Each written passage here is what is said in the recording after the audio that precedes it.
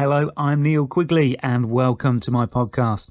There has been a Brexit breakthrough this week as the divorce bill with the EU has been agreed. Can't we claim that they were already cheating on us with America and get the fee reduced a bit? With the UK seemingly technically being married to so many different countries, are we sure that we're not Mormon? I mean, we should have guessed with May and Hamad in charge this whole thing would end up being a car crash. All this fuss over some legal porn found on the Deputy Prime Minister's computer years ago when the government have actually been screwing the whole country for years. I'm a Celebrity continues as they get voted out one by one this week to leave the winner as the last one in camp. I'm thinking we should adopt this with politics. Instead of voting politicians in, I say let us vote them out one by one when they mess up. And whoever is left in Westminster at the end, they can run the country. Base jumpers have been using BG Head for their latest frills in a move that is surely not only stupid but more insensitive than all of Donald Trump's tweets. Not content with making America a more dangerous place, President Trump now turns his attention to Israel. The Pope wants a sentence in the Lord's Prayer to be changed. He supposedly read the whole Bible, both the Old and New Testaments, and that's the only thing that he thinks needs questioning or amending.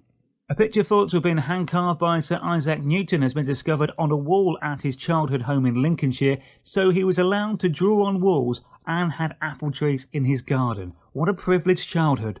This week we were treated to the super moon, which is just the same moon as always, but it looked a bit bigger and was a bit brighter.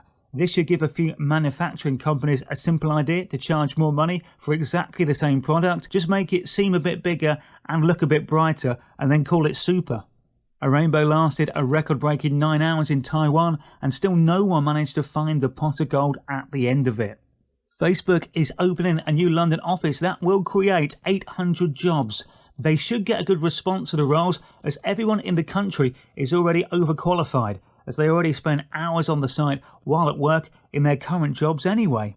The boss of the company that owns Poundland has quit due to a probe into accounting irregularities. If you can't get the maths right when everything costs £1, there is no hope for you, surely. A survey has revealed that 1 in 5 of us are lazy at work. If you're not sure who that is where you work, it's you. Just when you thought the world could not get any stranger, Rupert Murdoch wants to buy Disney. Expect Minnie's outfits to get more revealing and Mickey to have really hit the gym. Electric black cabs are being introduced into London. Be interesting to see what their charges are like. No surprise to see China are the country that produces the most plastic waste. Most of the plastic I have in my home has come from my Chinese takeaway. Hundreds of turkeys briefly escaped after a trailer overturned on the M5 before they were stuffed back into another vehicle. It was a case of out of the flying van and ultimately into the oven.